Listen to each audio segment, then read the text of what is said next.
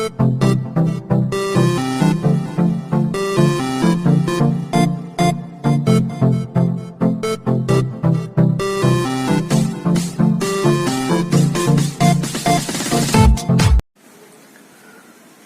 बच्चों, कैसे हैं आप सब। उम्मीद करता हूं आप सभी लोग ठीक होंगे। आइए शुरू करते हैं हम आज का टॉपिक, भाज्यता का नियम। आज का हमारा टॉपिक है भाज्यता का नियम। क्या होता है भाज्यता का नियम, इसको समझते हैं। अपना टॉपिक शुरू करने से पहले आपसे एक छोटा सा निवेदन है, यदि आप हमारे चैनल पर नए हैं तो आप हमारा चैनल एमके टीचिंग ग्रुप को सब्सक्राइब कर सकते हैं। साथ में बेल आइकन दबाएं, जिससे आपको समय समय पर नोटिफिकेशन प्राप्त होते रहें। देखिए, भाज्यता का नियम। भाज्यता का नियम पढ़ने से पहले आप समझिए भाज्यता होता क्या है। भाज्यता का मतलब क्या होता है। भाज्यता का मतलब होता है किसी भी संख्या का विभाजित होना। भाज्यता का मतलब होता है किसी भी संख्या का विभाजित होना, किसी भी संख्या में भाग चले जाना। ठीक है, संख्या का विभाजित होना, ये भाज्यता है। ठीक है, अब एक एक करके हम पढ़ेंगे यहाँ कि कौन सी ऐसी संख्या है जो शून्य से विभाजित होगी, ऐसी कौन सी संख्याएं हैं जो 1 से विभाजित होंगी, ऐसी कौन सी संख्याएं हैं जो 2 से विभाजित होंगी, ऐसी कौन सी संख्याएं हैं जो 3 से 4 से 5 से विभाजित होंगी। इसी प्रकार से हम एक एक करके संख्याओं के बारे में यहां देखेंगे कि कौन सी संख्या किससे विभाजित होती है। तो सबसे पहले हम यहां देखते हैं शून्य से विभाज्यता। ठीक है, शून्य से भाज्यता। शून्य से भाज्यता, इसका मतलब ये हुआ कि ऐसी कौन सी संख्याएं हैं जो शून्य से विभाजित हैं। ठीक है, ऐसी कौन सी संख्याएं हैं जो शून्य से विभाजित हैं। किसी भी संख्या को शून्य से भाग नहीं दिया जा सकता। यदि हम किसी भी संख्या को शून्य से भाग देते भी हैं तो हमारा मान क्या आता है, अनंत आता है, इन्फिनिटी आता है, और इन्फिनिटी का साइन ये होता है। इस तरह से हम इन्फिनिटी को प्रदर्शित करते हैं। किसी भी संख्या में जब हम शून्य का भाग देते हैं तो अनंत आता है, और अनंत को हम इस प्रकार प्रदर्शित करते हैं। ठीक है, तो शून्य से भाज्यता में हमें यही बात याद रखनी है कि किसी भी संख्या को शून्य से भाग नहीं दिया जा सकता। आगे दूसरा, अब हम पढ़ेंगे 1 की भाज्यता। ठीक है, 1 की, 1 की।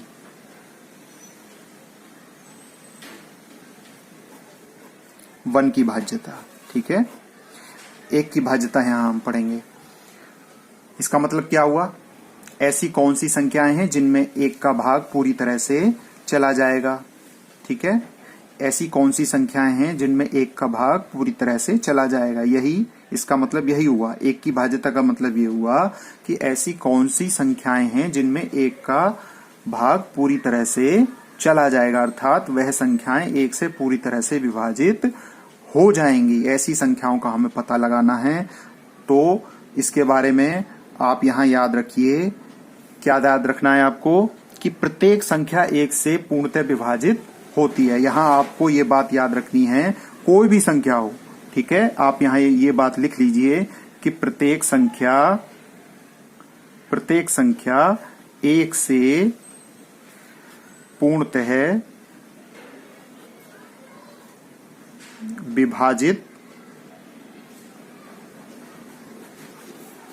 होती है। 1 की विभाज्यता के संबंध में आपको ये बात याद रखनी है कि प्रत्येक संख्या 1 से पूर्णतः विभाजित होती है, अर्थात 1 का भाग प्रत्येक संख्या में चला जाता है। 1 का भाग प्रत्येक संख्या में चला जाता है, चाहे वो छोटी संख्या हो या बड़ी संख्या हो। ठीक है, आगे तीसरे नंबर पर हम देखेंगे 2 से भाज्यता। 2 से भाज्यता। देखिए, 2 से भाज्यता का क्या अर्थ हुआ। इसका मतलब हुआ कि ऐसी संख्याएं हमें पता करनी है, ऐसी कौन सी संख्याएं हैं जिनमें 2 का भाग पूरी तरह से चला जाएगा, अर्थात 2 से पूरी तरह से ऐसी कौन सी संख्याएं हैं जो 2 से पूरी तरह से विभाजित हो जाएंगी। पूरी तरह से विभाजित होने का मतलब क्या होता है, यदि हम किसी भी संख्या में भाग देते हैं किसी संख्या का, तो यदि शेषफल हमारा शून्य आता है, यदि शेषफल हमारा क्या आता है, शून्य आता है, तो वो संख्या हमारी पूरी तरह से विभाजित हो जाती है। यदि शेषफल शून्य के अलावा कुछ और आता है, 1, 2, 3, 4 अन्य कोई संख्याएं आती हैं, तो इसका मतलब ये हुआ कि वह संख्या हमारी पूरी तरह से विभाजित नहीं है। ठीक है, तो 2 से भाज्यता के संबंध में यहां देखिए हमको 5 अंक याद करने हैं। 2 से भाज्यता के संबंध में हमको 5 अंक याद करने हैं, 0, 2, 4, 6 और 8। ठीक है, कौन से हमने अंक बताए, 0, 2, 4, 6, 8। ठीक है, 0, 2, 4, 6, 8। आपको ये 5 अंक याद करने हैं। ठीक है, हम इन 5 अंकों की सहायता से पता कर सकते हैं कि उस संख्या में 2 का भाग जाएगा कि नहीं जाएगा। कैसे, देखिए, यदि किसी संख्या के इकाई के स्थान पर, यदि किसी संख्या के इकाई के स्थान पर 0 आ जाए, 2 आ जाए, 4 आ जाए, 6 आ जाए या 8 आ जाए, तो वह संख्या 2 से पूरी तरह से विभाजित होगी। आपको इस बात को याद रखना है। यदि किसी संख्या में इकाई के स्थान पर 0 आए, 2 आए, 4 आए, 6 आए या 8 आए, ठीक है, तो वह संख्या हमारी 2 से पूरी तरह से विभाजित हो जाएगी। जैसे 24, आप इसको देखिए, 24 में इकाई के स्थान पर क्या है, 4 है, 4 है, तो 4 यहां है, तो इकाई के स्थान पर 4 आ रहा है, इसका मतलब 24 2 से पूरी तरह से विभाजित हो जाएगी। 24 में 2 का भाग चला जाएगा पूरी तरह से। ठीक है, इसी प्रकार से मान लीजिए 26 है। ठीक है, 26 में इकाई के स्थान पर कितना है, 6 है, इकाई के स्थान पर 6 है, तो यहाँ क्या है, 6 है। देखिए ये 5 अंकों में से 6 जो है यहाँ इकाई के स्थान पर है, तो इसका मतलब है 26 भी 2 से पूरी तरह से विभाजित हो जाएगी। कितनी भी बड़ी संख्या आप ले लीजिए, 138 ले लीजिए, मान लीजिए ये 138 है, 138, तो इसमें इकाई के स्थान पर कितना है, 8 है। देखिए यहाँ 8 है, तो इसका मतलब 138 भी 2 से पूरी तरह से विभाजित हो जाएगी। 138 में भी 2 का भाग चला जाएगा। ठीक है, कोई भी संख्या है, इस प्रकार से हम ले सकते हैं, कितनी भी बड़ी संख्या हो। मान लीजिए ये संख्या है हमारी, ठीक है, 2,50,890, 2,50,890 ये हमारी संख्या है। तो इसमें इकाई के स्थान पर 0 है। ठीक है, इकाई के स्थान पर क्या है, 0 है, तो हम इसको देखते ही बता सकते हैं, चाहे कितनी भी बड़ी संख्या हो, हम उसको देखते ही बता सकते हैं कि इसके इकाई के स्थान पर 0 है, अर्थात इसमें 2 का भाग पूरी तरह से चला जाएगा, तो हम इसमें सीधे 2 का भाग हम दे सकते हैं। ठीक है, तो इस प्रकार से हम पता कर सकते हैं कि किन संख्याओं में 2 का भाग चला जाएगा। तो हमने अभी तक पढ़ी 0 से भाज्यता पढ़ी, 1 से भाज्यता पढ़ी, 2 से भाज्यता पढ़ी, अब हम पढ़ते हैं 3 से भाज्यता। ठीक है, अब हम पढ़ेंगे आगे, देखिए 3 से भाज्यता। 3 से भाज्यता, ये इसका उपयोग बहुत होता है। 3 से भाज्यता का उपयोग सबसे ज्यादा होता है, इसको आपको ध्यान से समझना है। 3 से भाज्यता ऐसी कौन सी संख्या है जिनमें 3 का भाग पूरी तरह से चला जाएगा। तो आप इसको समझने के लिए एक बात ध्यान रखिए। देखिए यहां जो बात हम बता रहे हैं उसको ध्यान में रखिए, ये आगे तक काम आएगी आपके।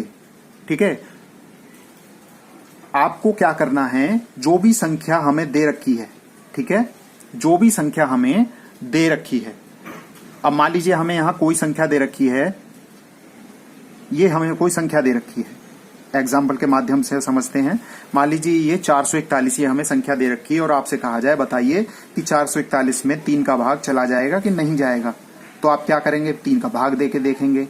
ठीक है, तो आपको भाग देने की आवश्यकता नहीं है, आपको ये पता करना है कि इस संख्या में 3 का भाग चला जाएगा या नहीं जाएगा पूरी तरह से। तो आपको यहीं पर हमें क्या करना है, इस सभी अंकों को हमें जोड़ लेना है, हमें अंकों का योग करना है। जितनी भी अंक दिए गए हैं संख्या में, हमें उन सभी का योग करना है। जैसे हम इसमें 3 अंक दिए गए हैं, 4, 4 और 1, तो हमें इन तीनों को जोड़ लेना है। इन तीनों को हमें क्या करना है, जोड़ लेना है। तो 4, 4 और 4 8, 8 और 1 9। ठीक है, एक बार दोबारा समझिए, इन तीनों अंकों को हमें क्या करना है, जोड़ लेना है। तो 4 और 4 8, 8 और 1 9। ठीक है, 4 और 4 8, 8 और 1 9। तो इनको यदि हमने जोड़ लिया तो अंकों का योग कितना आया? 9। अब ये देखिए ये 3 से विभाजित है कि नहीं है? जो अंकों का योग है वो 3 से विभाजित है कि नहीं है? यदि वह 3 से विभाजित है तो हमारी संख्या भी 3 से विभाजित हो जाएगी। ठीक है, यदि किसी संख्या के अंकों का योग 3 से विभाजित होता है तो वह संख्या भी 3 से विभाजित हो जाती है। बात समझिए, यदि किसी संख्या के अंकों का योग 3 से विभाजित होता है तो वह संख्या भी 3 से विभाजित हो जाती है। तो इस संख्या के अंकों का योग कितना हो गया? 9। इसका मतलब 9 में यदि हम 3 का भाग देंगे तो चला जाएगा। यदि 9 में हम 3 का भाग देंगे तो चला जाएगा। 3 तिया 9 पूरी तरह से चला गया। तो इसका मतलब है जब इसमें 3 का भाग चला गया पूरी तरह से तो इस पूरी संख्या में भी 3 का भाग चला जाएगा। ठीक है, बात आई समझ में? कितनी भी बड़ी संख्या हम ले लें उसके अंकों का योग पहले हम निकालेंगे। यदि अंकों का योग 3 से विभाजित होता है तो वह संख्या भी 3 से विभाजित हो जाती है। एक और उदाहरण हम देखते हैं, बड़ी संख्या लेते हैं। मान लीजिए हम यहां ले लें 2 3 7 8 4। मान लीजिए ये कोई संख्या है हमारी। ठीक है, 23,784। 23,784। अब हमें ये देखना है इसमें 3 का भाग चला जाएगा कि नहीं जाएगा। तो पहले हम इसके अंकों का योग देखते हैं। ठीक है, 2 और 3 5, 2 और 3 5, 5 और 7 12, 12 और 8 20, 20 और 4 24। देखिए इसके अंकों का योग कितना हो गया? 24। दोबारा देखिए, 2 और 3 को जोड़िए, 2 और 3 5, 5 और 7 12, 12 और 8 20, 20 और 4 24। तो यहां इसके सभी अंकों को जब हमने जोड़ा तो 24 आया। ठीक है, तो अब इसमें 24 में देखिए 3 का भाग चला जाएगा कि नहीं जाएगा? तो 24 में 3 का भाग पूरी तरह से चला जाएगा। 3 अट्ठे 24। ठीक है, 8 बार पूरी तरह से चला गया। तो जब इसमें 3 का भाग पूरी तरह से चला गया योग में, तो हमारी इस संख्या में भी 3 का भाग पूरी तरह से चला जाएगा। बात आई समझ में? तो ये थी 3 से भाज्यता। ठीक है, ये थी हमारी 3 से भाज्यता। अब देखते हैं हम 4 से भाज्यता। ठीक है, 4 से भाज्यता। ठीक है, 4 से भाज्यता। 4 से भाज्यता देखिए क्या होगा। ऐसी कौन सी संख्याएं हैं जो 4 से पूरी तरह से विभाजित हो जाएंगी? 4 से भाज्यता ज्ञात करने के लिए हमें इकाई और दहाई के अंकों की आवश्यकता होती है। हम पूरी संख्या को नहीं देखेंगे, हमें केवल 2 अंक चाहिए। इकाई का अंक चाहिए और हमें दहाई का अंक चाहिए। ठीक है, आप इस बात को समझिए। 4 से भाज्यता ज्ञात करने के लिए हमें इकाई और दहाई के अंकों की आवश्यकता होती है। ठीक है, इकाई और दहाई के अंकों की आवश्यकता होती है। ठीक है, कैसे? आइए समझते हैं। देखिए, हमें एक उदाहरण देखते हैं। हम उदाहरण देखते हैं। मान लीजिए हमारे पास कोई संख्या है 148, 148। तो हमें इसमें इकाई और दहाई के अंकों को ही देखना है, पूरी संख्या को मत देखिए। हम इकाई और दहाई के अंकों को देखिए। यदि इकाई और दहाई के अंकों से बनी हुई संख्या कितनी है? 48 है। एक को छोड़ दीजिए, हमें केवल इकाई और दहाई के अंक ही देखने हैं। इकाई और दहाई, तो इकाई और दहाई का अंक हो गया 48। तो यदि इकाई और दहाई के अंक से बनी हुई संख्या, यदि उसमें 4 का भाग चला जाता है तो हमारी पूरी संख्या में भी 4 का भाग चला जाएगा। कहने का मतलब यदि 48 में 4 का भाग चला जाएगा तो 148 में भी 4 का भाग पूरी तरह से चला जाएगा। तो 48 में 4 का भाग चला जाएगा। ठीक है, जब 4 का भाग 48 में चला जाएगा तो 148 में भी 4 का भाग चला जाएगा। और एक और उदाहरण देखते हैं। मान लीजिए हमारे पास ये दिया हुआ है 336, 336। इसमें देखिए इकाई और दहाई के अंकों से बनी संख्या कौन सी है? इकाई और दहाई के अंकों से बनी संख्या कितनी है? ये है 36, 36। तो 36 में 4 का भाग चला जाएगा कि नहीं जाएगा? बताइए। 36 में 4 का भाग चला जाएगा। 4 नेम 36। तो 36 में 4 का भाग जब चला जाएगा पूरी तरह से, इसका मतलब 336 में भी 4 का भाग पूरी तरह से चला जाएगा। ठीक है, कितनी भी बड़ी संख्या, यही संख्या देख लीजिए। यही संख्या को यदि हम यहां लिख लें 23784, देखिए ये हमारी ये बड़ी संख्या है। यदि इसको देखें, इसमें 4 का भाग चला जाएगा कि नहीं जाएगा? तो हमें बाकी 3 अंकों से कोई मतलब नहीं है शुरू के, हमें केवल इकाई और दहाई के अंक ही देखने हैं। तो इकाई और दहाई के अंक से बनी संख्या है हमारी 84, 84। ठीक है, तो 84 में 4 का भाग चला जाएगा कि नहीं जाएगा? चला जाएगा। 84 में यदि हम देखें 84 में 4 का भाग जाएगा कि नहीं जाएगा? 4 दूनी 8, यहाँ 4 बचा और 4 एकम 4 पूरी तरह से चला गया।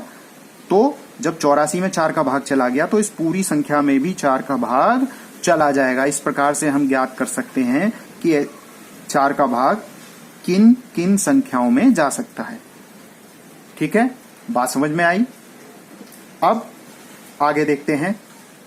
आगे देखते हैं हम 5 से भाज्यता। 5 से भाज्यता।